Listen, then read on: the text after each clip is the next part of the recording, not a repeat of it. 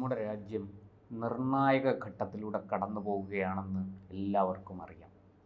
നമ്മുടെ പടിഞ്ഞാറ് വടക്കു പടിഞ്ഞാറൻ അതിർത്തിയിൽ ഉരുത്തിരിഞ്ഞിരിക്കുന്ന സംഘർഷ സാഹചര്യം നമ്മളെ എല്ലാവരെയും വല്ലാതെ ആശങ്കപ്പെടുത്തുന്നുണ്ട്.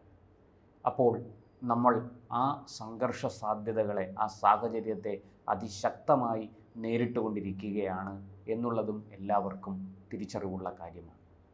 ഇന്നിപ്പോൾ നമ്മുടെ ഈ ശത്രു രാജ്യം നമുക്ക് നേരെ ഒരു പ്രത്യേകതരം ഡ്രോണുകൾ ഉപയോഗിക്കുന്നു. ഈ ഡ്രോണുകൾ ഉപയോഗിച്ച് നമ്മളെ ആക്രമിക്കാൻ ശ്രമിക്കുകയാണ്. ഈ ഡ്രോണുകൾ അവർക്ക് നൽകിയതാകട്ടെ ടർക്കി എന്ന് പറയുന്ന രാജ്യമാണ്. ഈ ടർക്കി അഥവാ തുർക്കി എന്ന് നമ്മൾ മലയാളത്തിൽ പറയും. ഇത് പഴയ പ്രാചീന നമ്മുടെ ഈ ഇതിഹാസങ്ങളിലും പുരാണങ്ങളിലുമൊക്കെ തുരുദേശം എന്നാണ് ഇതിനെ പറയുന്നത്. ഈ തുർക്കി നമുക്ക് എതിരെ ഉപയോഗിക്കാൻ നമ്മുടെ ശത്രു രാജ്യത്തിന് ആയുധങ്ങൾ നൽകുകയാണ്, പടക്കോപ്പുകൾ നൽകുകയാണ്. ഏതാനും മാസങ്ങൾക്ക് മുമ്പ്, ഏതാണ്ട് ഒരു വർഷം മുമ്പ് അവിടെ ഭൂകമ്പം ഉണ്ടായി. ആ തുർക്കി എന്ന് പറയുന്ന രാജ്യത്ത് വലിയ നാശനഷ്ടങ്ങളുണ്ടായി. ഇന്ത്യ ഗവൺമെൻറ് വലിയ സഹായങ്ങൾ അവർക്ക് ചെയ്തു. ഒരു നന്ദിയും അതിൻ്റെ ഭാഗമായിട്ട് അവർ നമ്മളോട് തിരിച്ച് പ്രകടിപ്പിക്കുന്നില്ല. നന്ദി കാണിക്കുന്നില്ലെന്ന് മാത്രമല്ല, നന്ദി കേട് കാണിക്കുന്നുമുണ്ട്. എന്നാൽ അതിലേറെ നമ്മളെ ദുഃഖിപ്പിക്കുന്ന മറ്റൊരു സത്യമുണ്ട്. അത് ഈ ഭൂകമ്പം നേരിട്ട സമയത്ത് തുർക്കിക്ക് 10 കോടി രൂപയുടെ സഹായമാണ് കടക്കണിയിൽ മുങ്ങിയിരിക്കുന്ന കേരളം നൽകിയത്. എന്തിനാണ് നമ്മുടെ മുഖ്യമന്ത്രി ഈ 10 കോടി രൂപ തുർക്കിക്ക് നൽകിയത്? ഇന്ത്യക്കെതിരെ യുദ്ധം ചെയ്യാനാണോ? ഈ ചോദ്യം ഇന്ന് സോഷ്യൽ മീഡിയയിൽ വളരെ ശക്തമായിട്ട് ഉയരുകയാണ്. മറുപടി പറയാൻ കേരളത്തിൻ്റെ മുഖ്യമന്ത്രി പിണറായി വിജയൻ തയ്യാറാകണം. എന്തായാലും ഈ നിസ്സാരമായിട്ട് തള്ളാവുന്ന ഒരു ചോദ്യമല്ല അത്, എന്തിനാണ് ഈ 10 കോടി നൽകിയത് എന്നത്. എന്തായാലും നമുക്കൊരു കാര്യം അറിയാം. ഈ തുർക്കി വളരെ പണ്ട് തൊട്ടേ കേരളവുമായിട്ട് തുർക്കിക്ക് ചില ബന്ധമുണ്ട്. തുർക്കി കേന്ദ്രമാക്കിയാണ് ഖിലാഫത്ത് ഭരണം നടന്നിരുന്നത്. അത് ഒന്നാം ലോക മഹായുദ്ധം കഴിഞ്ഞപ്പോൾ തന്നെ ബ്രിട്ടൻ ഖലീഫയെ, ഈ ഖിലാഫത്ത് ഭരണം നിർവഹിക്കുന്ന ഭരണാധികാരിയായ ഖലീഫയെ തൽസ്ഥാനത്ത് നിന്ന് മാറ്റി. ഈ ചരിത്രമൊക്കെ എല്ലാവർക്കും അറിയാം. അതിൻ്റെ പേരിലാണ് ഇന്ത്യയിൽ ഖിലാഫത്ത് പ്രസ്ഥാനം ആരംഭിച്ചത്. ആ ഖിലാഫത്ത് പ്രസ്ഥാനത്തിന് കേരളത്തിലും വടക്കൻ കേരളത്തിൽ പ്രത്യേകിച്ചും വലിയ വേരോട്ടമുണ്ടായി. അന്ന് കോൺഗ്രസ് ഈ ഖിലാഫത്ത് സമരം ഏറ്റെടുത്തു. 1921 അതിൻ്റെ ഭാഗമായി നടന്ന കലാപം അഥവാ വംശഹത്യ, ഹിന്ദു വംശഹത്യ നമുക്കെല്ലാവർക്കും അറിയുന്നതാണ്. അത് കർഷക സമരമെന്നും ബ്രിട്ടീഷ് വിരുദ്ധ പോരാട്ടമെന്നും ഒക്കെ പറഞ്ഞ് വെള്ളപൂശാൻ കമ്മികൾ ധാരാളം പേനയുന്തിയിട്ടുണ്ടെങ്കിലും ഇന്ന് അതിൻ്റെ എല്ലാം ജീവിക്കുന്ന തെളിവുകൾ ഇന്ന് പുറത്തു വന്നുകൊണ്ടിരിക്കുകയാണ്. ക്ഷേത്രധ്വംസനങ്ങൾ, അതുപോലെ തുവൂർ കിണർ, അങ്ങനെ തുടങ്ങി ഒട്ടനവധി കാര്യങ്ങളിൽ ഇന്ന് ചരിത്രത്തിലേക്ക് വെളിച്ചം വീശുന്നു. ഇന്ന് അതിൻ്റെ യാഥാർത്ഥ്യം പുറത്തു വരുന്നു. അതിന് ഇരകളായ ആൾക്കാർ, അവരുടെ പിൻഗാമികൾ ഒക്കെ അതിനെ സംബന്ധിച്ച പല സത്യങ്ങളും ഇന്ന് വിളിച്ചു പറയുന്നു.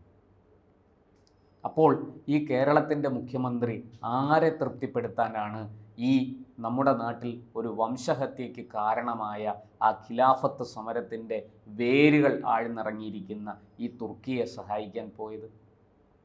അദ്ദേഹം ഡൽഹിയിലെ തുർക്കി എംബസിയിലെത്തി, നേരിട്ട് എത്തിയാണ് അവിടെ ഈ 10 കോടി രൂപ കൈമാറിയത്. നമ്മളൊന്ന് ആലോചിക്കണം. വലിയ കടക്കണിയിലാണ് കേരളം. വലിയ രീതിയിൽ നമുക്ക് പല സാമ്പത്തിക പ്രശ്നങ്ങളുമുണ്ട്. നമ്മുടെ പല പൊതുമേഖലാ സ്ഥാപനങ്ങളും വൻ കടത്തിലാണ്. മാസം ശമ്പളം കൊടുക്കാൻ പോലും അവിടെ സാധിക്കുന്നില്ല. അവിടുത്തെ ജീവനക്കാർക്ക് ആനുകൂല്യങ്ങൾ കൊടുക്കാൻ സാധിക്കുന്നില്ല. സർക്കാരിൻ്റെ തന്നെ ദൈനംദിന ചെലവുകൾ കടമെടുത്താണ് മുന്നോട്ട് പോകുന്നത്. ഈ സാഹചര്യത്തിലാണ് നമ്മൾ 10 കോടി രൂപയുമായിട്ട് തുർക്കി എംബസിയിലെത്തിയത് പിണറായി വിജയൻ. അപ്പോൾ ഈ തീവ്രവാദത്തെയും ഭീകരതയെയും വംശഹത്യയും ഒക്കെ പ്രോത്സാഹിപ്പിക്കുന്ന ഒരു നയം ഈ തുർക്കി പാരമ്പര്യത്തിലുണ്ട്, അല്ലെങ്കിൽ തുർക്കിയുമായി ബന്ധപ്പെട്ട ചരിത്രത്തിലുണ്ട് എന്നറിയാത്തയാളല്ല പിണറായി വിജയൻ. അതവരുടെ ആ രക്തത്തിൽ തന്നെ കലർന്നിരിക്കുകയാണ്. അങ്ങനെയുള്ള ആ തുർക്കി, ഏറ്റവും ഒടുവിൽ നമ്മൾ തുർക്കിയിൽ നിന്ന് കേട്ടത് അവിടെ ഒരു പുരാതനമായ ക്രിസ്ത്യൻ പള്ളി ഉണ്ടായിരുന്നു, ഹാഗിയ സോഫിയ. ഈ ഹാഗിയ സോഫിയ പുരാവസ്തു വകുപ്പിൻ്റെ കയ്യിൽ ഒരു പുരാവസ്തുവായി സംരക്ഷിക്കപ്പെടേണ്ടതായിരുന്നു. ഒരു ചരിത്ര സ്മാരകമായിട്ട് സംരക്ഷിക്കപ്പെടുകയായിരുന്നു ഒരു കാലത്ത്. പക്ഷേ അത് അവിടെ തുർക്കിയുടെ ഭരണാധികാരി എർദുഗോഗൻ്റെ നേതൃത്വത്തിൽ അത് പിടിച്ചെടുത്തു. ഇപ്പോൾ അതൊരു മുസ്ലിം ആരാധനാലയമാണ്. അതിപ്രാചീനമായ ഒരു ക്രിസ്ത്യൻ പള്ളി ഇന്ന് അവിടെ മുസ്ലിം ഭൂരിപക്ഷമാണ്. അതുകൊണ്ട് അതൊരു മുസ്ലിം ആരാധനാലയമായി മാറണം എന്ന നിർബന്ധത്തോടുകൂടി എർദോഗൻ്റെ നേതൃത്വത്തിൽ അത് പിടിച്ചെടുക്കുകയായിരുന്നു. എന്തായാലും ഒരു കാര്യം നമുക്ക് വ്യക്തമാണ്, തുർക്കി ഒരിക്കലും നമുക്ക് അനുകൂലമായിട്ട് നമ്മുടെ കയ്യിൽ നിന്ന് സഹായം സ്വീകരിച്ച് നന്ദികേട് കാണിച്ചൊരു രാഷ്ട്രമാണ് തുർക്കി.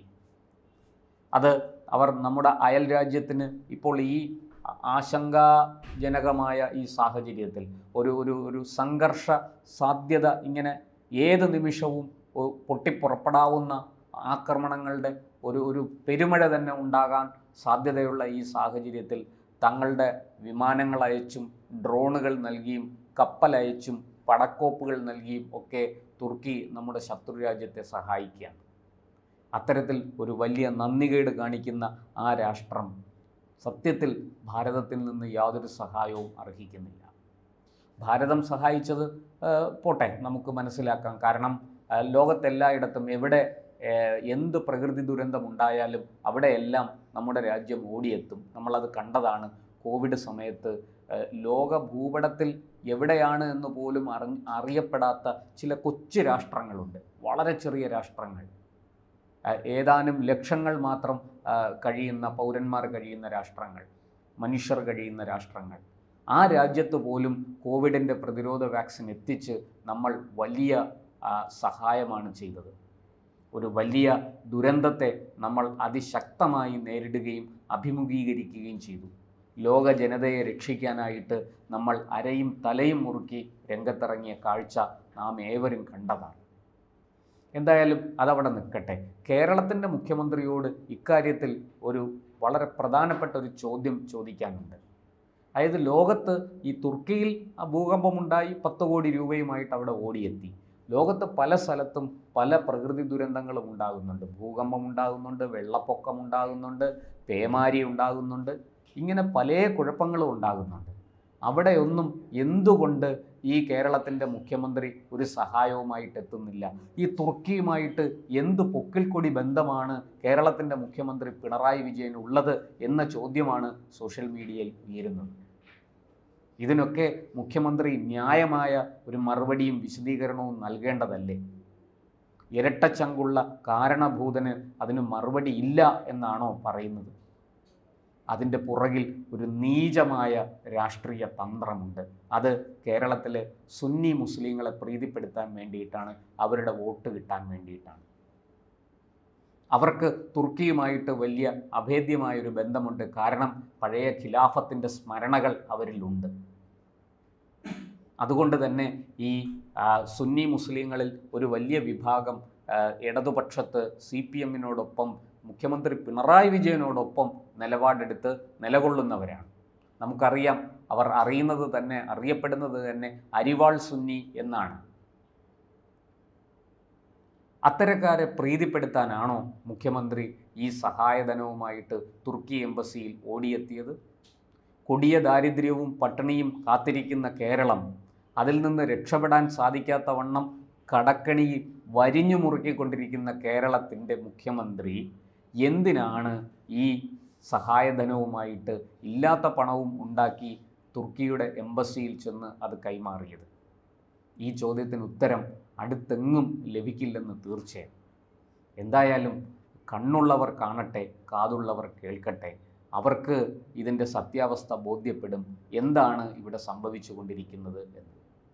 എന്തായാലും നമ്മുടെ ശത്രു രാജ്യത്തെ സഹായിക്കുന്ന ഒരു രാഷ്ട്രത്തിന് സഹായധനം നൽകുമ്പോൾ അത് നമുക്കെതിരെ ആയുധമെടുത്തിരിക്കുന്നു എന്ന് വേണം വ്യാഖ്യാനിക്കാൻ.